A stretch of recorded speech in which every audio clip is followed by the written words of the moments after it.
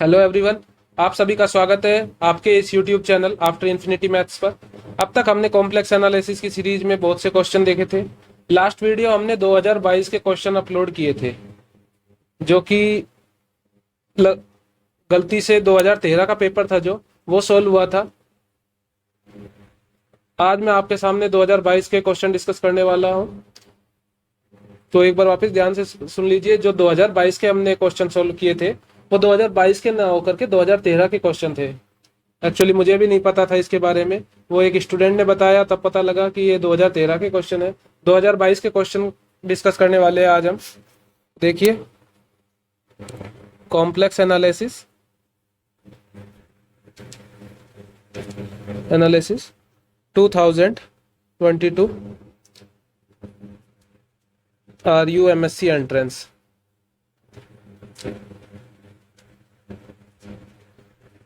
तो दोस्तों, यह सेशन आप सभी के लिए बहुत शानदार होने वाला है।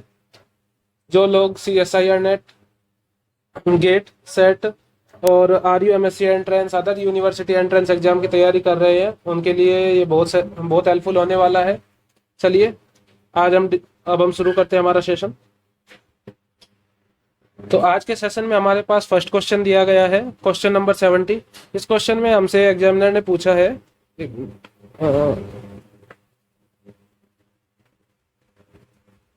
इस क्वेश्चन में हमें एक फंक्शन दिया गया है एफ जेड दिया हुआ है हमें x minus 2ay plus iota bx minus cy, और बोला गया है कि एफ जेड एनालिटिक है। एफ जेड के बारे में बोला गया है, एफ जेड एनालिटिक है। तो हम देखेंगे एफ जेड एनालिटिक है। Let F Z is equal to, हमने मान लिया u plus iota V type का फंक्शन है जहां रियल पार्ट u है हमारे पास x minus 2ay and imaginary part v equal to है हमारे पास bx minus cy। Since F Z is analytic है, implies satisfies CR इक्वेशन। तो CR इक्वेशन को सेटिस्फाई कराएंगे। CR इक्वेशन हमारे पास होती है u का x के रेस्पेक्ट में डेरिवेटिव v का y के रेस्पेक्ट में डेरिवेटिव के बराबर हो जाएगा एंड v का x के रेस्पेक्ट में डेरिवेटिव माइनस ऑफ u का y के रेस्पेक्ट में डेरिवेटिव के बराबर हो जाएगा। तो देखेंगे हम हमारे पास ux आ जाएगा 1 एंड uy आ जाएगा हमारे पास माइनस ऑफ 2a, जबकि vx आएगा हमारे पास b एंड vy आ जाएगा हमारे पास माइनस ऑफ c। तो हम देखेंगे CR इक्वेशन से ux is equal to vy, तो यहां से हमें मिलेगा minus of c is equal to 1, that implies c equal to -1 and uy is equal to minus of vx implies uy is equal to minus of bx minus of 2a is equal to minus of b implies 2a equal to b। तो मतलब हमारे पास ये कुछ इस तरह के form में आंसर होगा a, 2a, -1, जो हमारे पास इनकी XYZ की ABC की वैल्यू होगी। तो -1c की वैल्यू हमारे पास -1 है, केवल एक ही ऑप्शन में हमारे पास आ रही है, ऑप्शन नंबर बी हमारे पास करेक्ट आंसर होगा। बिल्कुल सिंपल क्वेश्चन था, एनालिटिक फंक्शन दिया गया था, CR इक्वेशन को सेटिस्फाई कराना था और हमें हमारा आंसर मिल जाएगा, क्योंकि CR इक्वेशन नेसेसरी कंडीशन होती है फंक्शन के एनालिटिक होने के लिए। एंड अगर कोई फंक्शन हमारे पास एनालिटिक है, देखते हैं हम यहाँ डिस्कस कर लेते हैं थोड़ा कि इफ एफ जेड हमारे पास एनालिटिक गिवन है तो वो F Z CR equation satisfy करेगा। But if F Z satisfy CR equation, that doesn't imply fz is analytic। तो fz की एनालिटिसिटी के बारे में CR इक्वेशन नहीं बता पाता है। इसके लिए हम देखेंगे कि हमारे पास fz अगर कोई u plus iota v type का फंक्शन है, कॉमा एफ जेड एनालिटिक है। एनालिटिक के बारे में बात ही करनी है हमें, तो एफ जेड हमारे पास सी आर इक्वेशन को सेटिस्फाई करता है। And first order partial derivative, first order partial derivative of u and v, मतलब ux uy vx vy हमारे पास कॉन्टिन्यूस हो तो हम बोल सकते हैं कि एफ जेड हमारे पास एनालिटिक होगा। तो ये चीज आप ध्यान रखिएगा। नेक्स्ट क्वेश्चन हम देखते हैं, क्वेश्चन नंबर 71। क्वेश्चन नंबर 71 में हमें एक फंक्शन गिवन है F Z is equal to Z square. देखते हैं,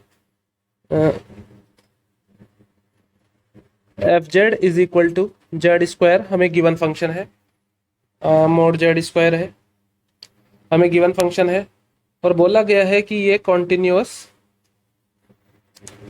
एवरीवेयर है, but it's derivative exist only at. इसके डेरिवेटिव के बारे में पूछा गया है। तो सबसे पहले हम जानेंगे कि हमारे पास एक स्टेटमेंट है कि every real valued complex function, every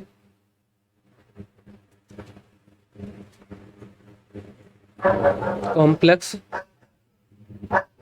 function is nowhere analytic. हमारे पास ये एक स्टेटमेंट होता है और हम देखेंगे कि एफ जेड बराबर मोड जेड स्क्वायर हमारे पास रियल वैल्यूड कॉम्प्लेक्स फंक्शन है, तो ये नोवेयर एनालिटिक होगा। नोवेयर एनालिटिक का मतलब है कि ये पूरे कॉम्प्लेक्स प्लेन में कहीं पर भी एनालिटिक नहीं होगा। हमसे यहाँ डिफरेंशिएबल के बारे में पूछा गया है, तो हम ये देख लेंगे कि कहाँ किस पॉइंट पर यह सी आर इक्वेशन सेटिस्फाई करेगा, क्योंकि ये तो हमें पता लग गया है कि यह नोवेयर एनालिटिक होगा और ये इसका रीजन भी हम जान लेते हैं कि नोवेयर एनालिटिक क्यों होगा। नोवेयर एनालिटिक होने का रीजन यह है कि जब हम अगर कोई हमारे पास रियल वैल्यूड फंक्शन है तो हम उसमें देखने जाएंगे तो हम देखेंगे कि एफ जेड हमारे पास कुछ u plus iota v type का फंक्शन होगा। देखिए इसी एग्जांपल को हम डिस्कस करते हैं।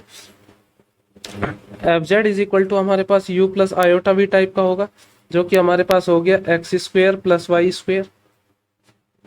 मोड जेड स्क्वेयर की value X square plus Y square हो गई, तो u हमारे पास हो जाएगा X square plus Y square, comma v हमारे पास हो जाएगा 0।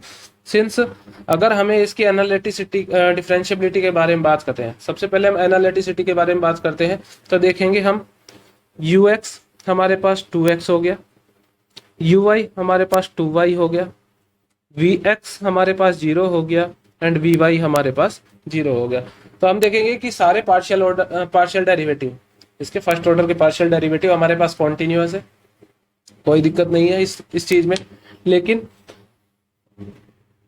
एंड सी आर इक्वेशन के बारे में देखते हैं। C R equation U X is equal to V Y, that implies X is equal to हमें 0 मिल गया, and U Y is equal to minus of V X, that implies V Y भी हमें 0 मिल जाएगा। यहाँ से वाई भी हमें 0 मिल गया। इसका मतलब है 0,0 पर यह सी आर इक्वेशन को भी सेटिस्फाई कर रहा है, तो इसका मतलब ये 0,0 पर एनालिटिक हो जाता। बट हमारे पास है कि real valued complex function nowhere analytic होगा, तो हम इससे डिफरेंशिएबिलिटी के बारे में बोल सकते हैं कि 0,0 पर यह फंक्शन डिफरेंशिएबल हो जाएगा। अगर x 0 है y 0 है तो z बराबर x plus iota y is equal to 0 plus iota 0 is equal to में 0, तो z बराबर 0 पर फंक्शन हमारे पास एनालिटिक नहीं होगा, लेकिन डेरिवेटिव एग्जिस्ट कर जाएगा इसका। तो ऑप्शन नंबर ए हमारे पास करेक्ट आंसर होगा। नाउ क्वेश्चन नंबर 72 देखेंगे हम, जो कि हमारा नेक्स्ट क्वेश्चन है। क्वेश्चन नंबर 72 में हमसे कहा गया है कि if F Z is an analytic function within and on a closed contour C and if a is any point within C. तो हमसे पूछा गया, ये डायरेक्ट कॉची इंटीग्रल फॉर्मूला है, उसका स्टेटमेंट है। तो कॉची इंटीग्रल फॉर्मूला का स्टेटमेंट है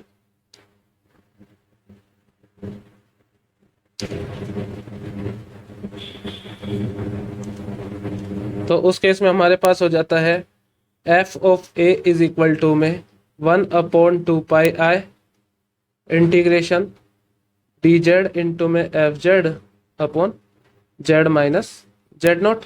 हमारे पास ए की बात कर रहे हैं तो अपन जेड माइनस ए, तो ऑप्शन नंबर ए हमारा करेक्ट आंसर होगा। यहाँ से हम जनरलाइज्ड कॉची इंटीग्रल फॉर्मूला भी देख सकते हैं।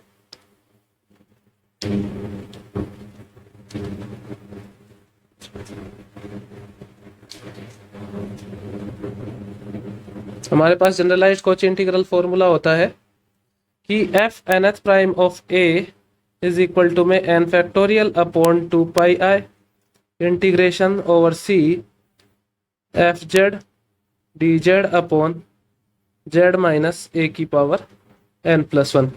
इस तरह से हमारे पास कॉची इंटीग्रल फॉर्मूला होता है। तो आप इन दोनों फॉर्मूले को ध्यान रखिए, बहुत से क्वेश्चन आते हैं इस पे। चलिए अब हम नेक्स्ट क्वेश्चन देखते हैं। नेक्स्ट क्वेश्चन नंबर 73 दिया गया है।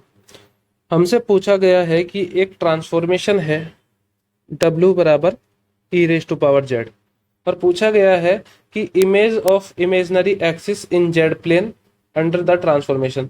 तो हमें जेड प्लेन में इमेजनरी एक्सिस की इमेज बतानी है। तो इमेजनरी एक्सिस हो गई हमारे पास y की इमेज बतानी है। इसका मतलब हमारे पास हो जाएगा x इज इक्वल टू 0।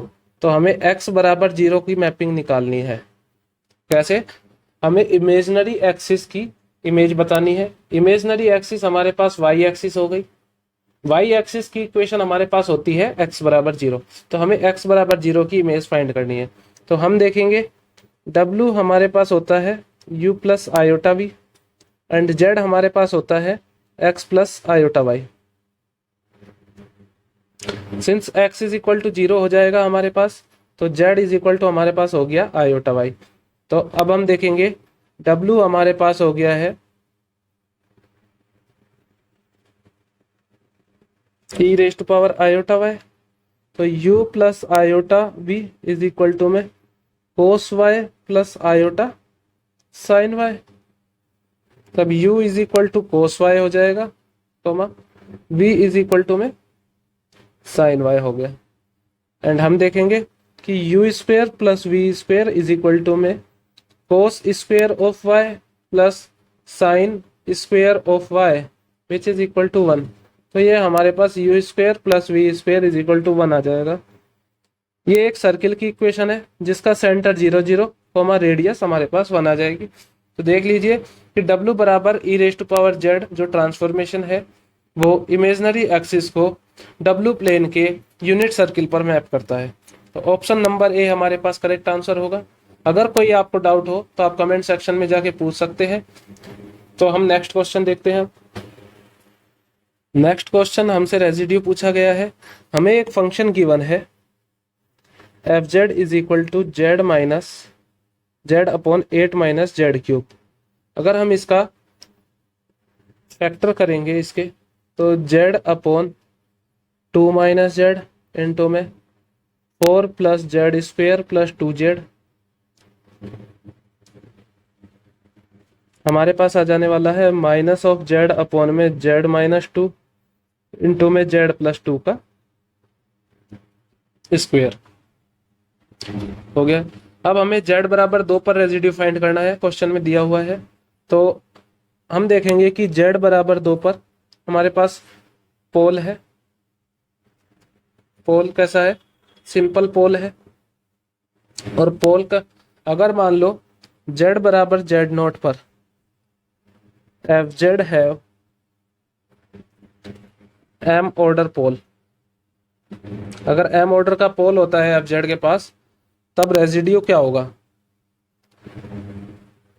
तो उसके लिए हमने देखा था formula residue of z equal to Z not limit z tends to Z not 1 by m minus 1 factorial d की power m minus 1 by D Z की power m minus 1 z minus Z not की power m into में F Z. हमारे पास ये formula था। यहाँ simple पोल है तो m की जगह 0 आ जाएगा। तो हमें डेरिवेटिव करने की कोई जरूरत नहीं है, डायरेक्ट z माइनस 2 से मल्टीप्लाई करके इसका आंसर निकालना है। तो residue at z equal to 2 पर हमारे पास आएगा limit z tends to 2 minus of z upon z minus 2 into में z प्लस 2 का स्क्वायर इंटू z माइनस 2 जो हमें मल्टीप्लाई करना था। कैंसिल, ये z माइनस 2 से z माइनस 2 कैंसिल आउट हो गया, हमारे पास आया -2 divide by 16 which is equal to minus of 1/8। तो ऑप्शन नंबर हमारे पास आ गया है इसका option number A correct answer. चलिए नेक्स्ट क्वेश्चन देखते हैं। कॉची रीमान इक्वेशन के बारे में पूछा गया है। एक बार वापस रिवाइज कर लेते हैं। कॉची रीमान इक्वेशन क्या होती है? सीआर इक्वेशन हमारे पास दो तरह से होती है। सीआर इक्वेशन एक तो कार्टेशियन फॉर्म में होती है, एक पोलर फॉर्म में होती है। कार्टेशियन फॉर्म में हम देखेंगे हमारे पास एफ जेड है u प्लस आयोटा वी, जहां पर u प्लस आयोटा वी, जहां पर u और v x और y के हमारे पास फंक्शन है। तो कॉची इक्वेशन होती है ux बराबर V Y and U Y बराबर माइनस ऑफ वी एक्स। ये तो हमारे पास होती है कार्टेशियन फॉर्म में। अगर हम पोलर फॉर्म में डिस्कस करें इसे तो हमारे पास हो जाएगा U R and V R. इसको याद करने का तरीका सबसे सिंपल है, U R and V R, U R के साथ वी थीटा, वी आर के साथ यू थीटा, दोनों जगह 1/r डिवाइड कर देना और सेम कार्टेशियन की तरह नीचे वाले में माइनस लगा देना। तो सबसे सिंपल तरीका है, देख लीजिए कौन सा ऑप्शन मैच हो रहा है। Del U by del R बराबर 1/r del V by del theta, सही है। Del V by del theta is equal to में 1/r del V by del R. Option number A हमारे पास गलत हो गया। Del U by del R is equal to 1/r del R by del theta and del V by del theta is equal to minus of R into del V by del R. देखिए यहाँ पे del U by del R is equal to 1/r V theta, पहली equation satisfy हो गई। And minus are इधर दिया है, इसे हम नीचे ले जाएंगे तो minus 1/r del V by del theta is equal to del U by del R. ये del U by del theta होना चाहिए था यहाँ पे, तो ये थोड़ी सी मिस्टेक है, या तो यही ऑप्शन होगा, बाकी हम देख लेते हैं। इधर देखिए सब में ही भी दिया हुआ है, यहाँ पे भी है, यहाँ पे भी, यहाँ है, सब जगह ही भी दिया हुआ है। तो हमारे पास ऑप्शन नंबर बी ही करेक्ट आंसर होगा, बाकी देख लीजिएगा आप लोग। चलिए नेक्स्ट क्वेश्चन देखते हैं हम।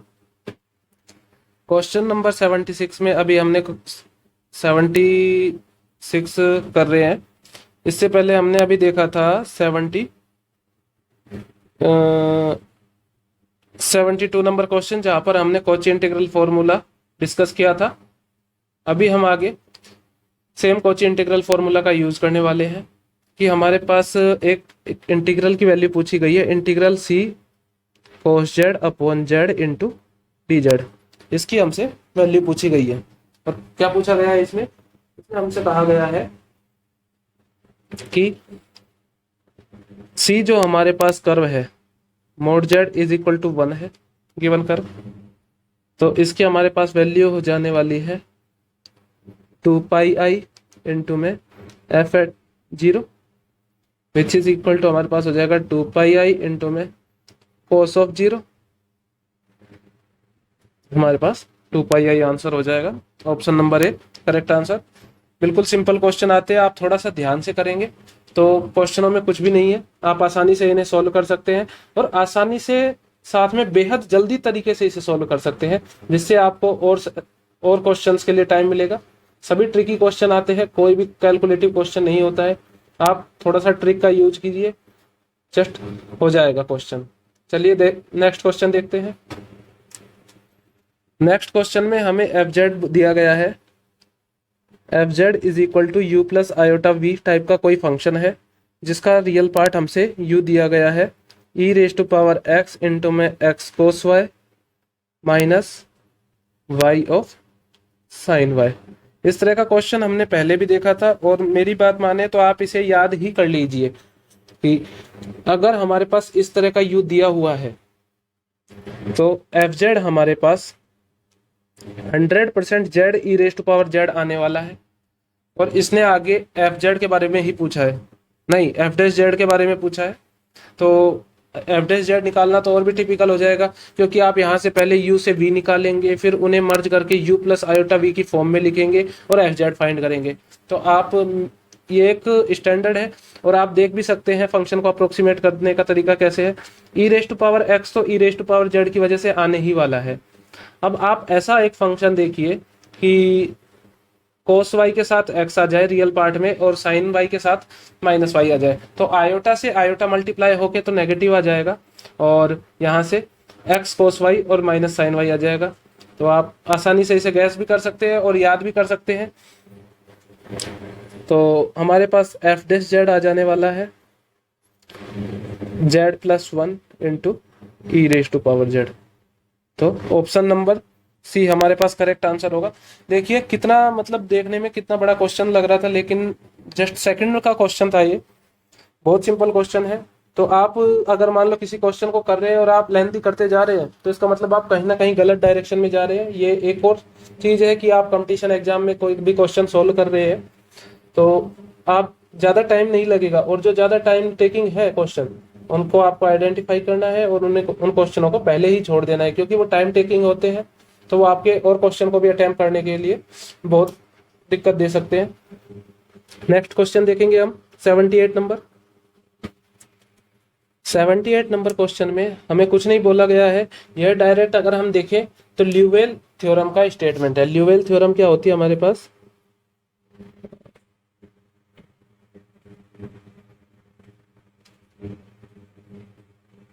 ल्यूवेल्स theorem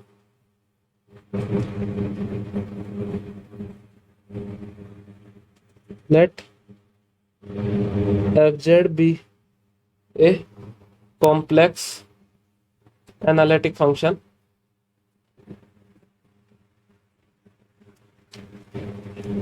on finite part of complex plane। Plane बोल दो या कॉम्प्लेक्स प्लेन बोल दो, सेम ही है।